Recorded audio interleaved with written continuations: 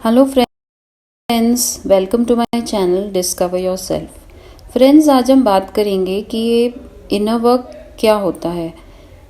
जैसे कि हम जानते हैं कि इस ट्विन फ्लेम जर्नी में, क्योंकि ये एक स्पिरिचुअल जर्नी है, हम एक स्पिरिचुअल अवेकनिंग से गुजरते हैं, जहाँ पे जब हम इस सोल शॉक को रिसीव करते हैं तो काफ़ी सारे सवाल हमारे अंदर में उभर आते हैं जिनका जवाब हमें नहीं पता होता, और वहीं से हमारी एक सोल सर्चिंग चालू होती है, जिससे कि हमारे अंदर में ऐसी कई बातें हैं जो हम खुद के बारे में आज तक नहीं जानते थे, वो सारी बातें उजागर होने लगती हैं।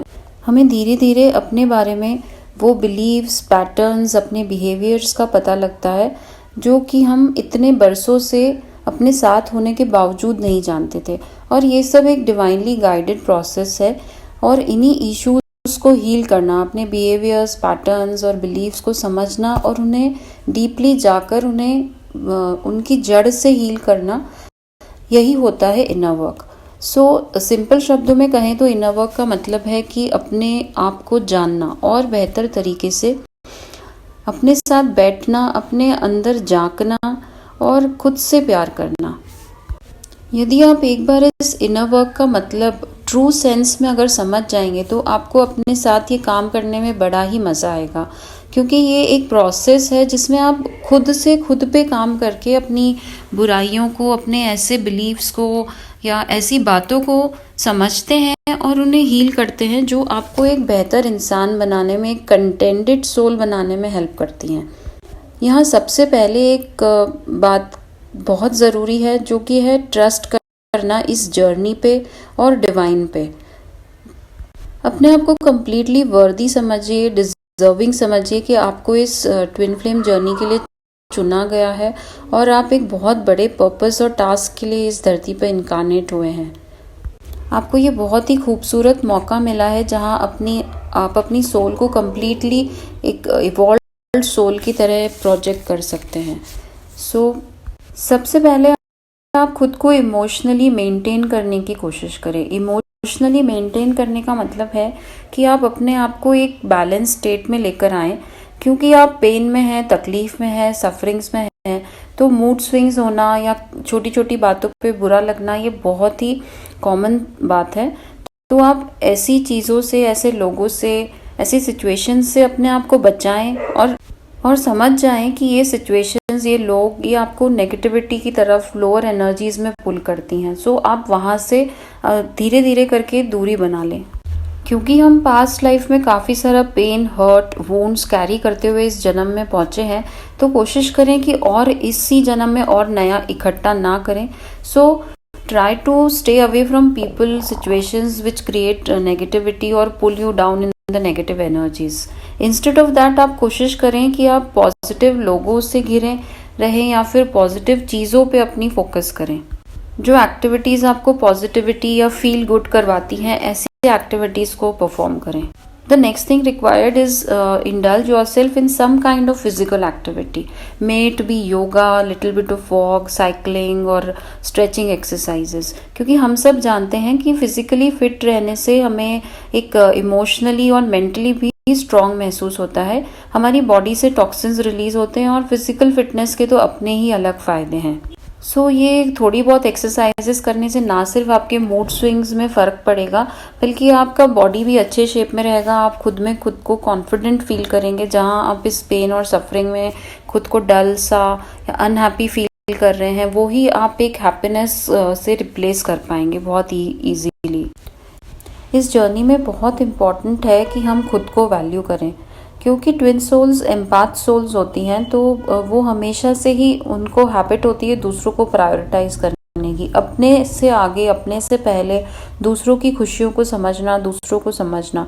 तो कहीं ना कहीं हम खुद से प्यार करना, खुद को एडमायर करना ही भूल जाते हैं। तो स्टार्ट करें अपने आप से खूब सारा प्यार करना। अब सेल्फ लव का मतलब ये नहीं है कि आप खूब सजे सवरें, अपने ऊपर पैसा खर्च करें या पार्लर्स में जाके बैठें या शॉपिंग पे निकल जाएं।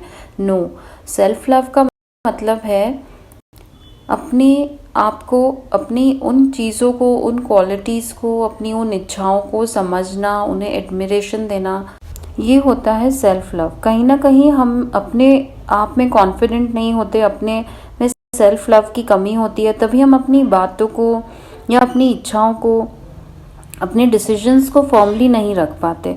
तो कोशिश करें कि खुद के साथ ज़्यादा टाइम स्पेंड करें, खुद को आईने में बार बार देखें, खुद से कहें that I love my self. ये प्रैक्टिस आपको कॉन्फिडेंट बनाएगी और अपने आप से प्यार करने के लिए और ज़्यादा इंस्पायर करेगी। जब आप खुद से प्यार करेंगे तो बाहर से ये लव रिसीव करने की आपकी जो इच्छा है या डिज़ायर है वो कम्प्लीटली ख़त्म हो जाएगी, क्योंकि आप self contented, self sufficient, self love में आ जाएंगे। हर एक सोल की डिज़ायर होती है कि उसे true love, happiness, peace of mind, ये सब कुछ मिले। लेकिन जब ये सोल खुद से उस चीज़ को नहीं पा पाती तो वो चीज़ें दूसरों में, लोगों में, सिचुएशंस में ढूंढने लगती है। और यही बातें, ये सेल्फ लव की कमी हमें को डिपेंडेंट बनाती है। और ये भी एक बहुत डीप इशू है हील करने के लिए, जहाँ हम खुशियों के लिए, प्यार के लिए किसी और पर डिपेंडेंट हो जाते हैं। जब आप ये चीज़ें अपनी सोल को खुद से ही देने लगेंगे तो आपको कहीं और जाने की ज़रूरत नहीं पड़ेगी। नेक्स्ट, आप छोटी छोटी बातों में अपने रिएक्शंस को देना बंद करें। ये जर्नी है अपने लेसन्स को लर्न करके और आगे बढ़ने की।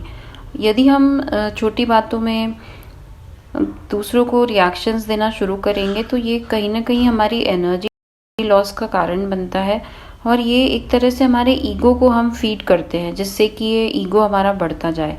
लेकिन क्योंकि ये जर्नी ईगो लेस होने की है तो कोशिश करें अपनी बात रखने के पहले उस सिचुएशन को माइंडफुली समझें और अपने शब्दों का प्रॉपर इस्तेमाल करते हुए अपनी बातों को रखें। और ज़रूरत ना हो तो बिल्कुल भी कुछ भी रिएक्शन ना दें। ऐसा करने से ना सिर्फ आपका ईगो मेल्ट होगा, बल्कि आप एक पीसफुल सिचुएशन में अपने आप को बना कर रख पाएंगे। Next thing, try to be non judgemental. अभी दूसरों की बातों पे जजमेंट पास करना ये आपका काम नहीं है। कोशिश करें कि आप इस जजमेंटल एनर्जी से अपने आप को दूर रखें। किसी की भी बातों पे, सिचुएशंस पे ओपिनियन ना देने से आप कहीं ना कहीं अपनी एनर्जीज को सेव करेंगे। Also try to remain in the present moment. Present moment में रहने से हम जो हमारी लाइफ में उस समय घटित हो रहा होता है उसको हम इंजॉय कर पाते हैं, या फिर कहेंगे कि पीसफुली एटलीस्ट रिसीव कर पाते हैं। क्योंकि ना तो हमारा माइंड उस वक्त पास्ट में है, ना ही फ्यूचर में, तो जो प्रेजेंट में हो रहा है हम उसे अच्छे से फील कर पाते हैं। जो पास्ट में हो चुका उसे हम बदल नहीं सकते, और जो फ्यूचर में होने वाला है वो हमारे हाथ में नहीं है।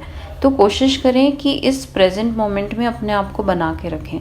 इससे आप एक कामनेस और पीस की स्टेट में आने लगेंगे, जो कि आपको इस जर्नी में आगे बढ़ाने में काफ़ी हेल्पफुल होगा।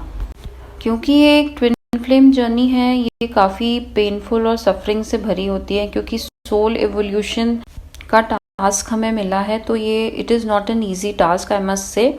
सो यहाँ आप कोशिश करें कि दूसरों के ओपिनियंस या दूसरों का बिहेवियर, उनकी बातें, ये आपको अफेक्ट ना करें।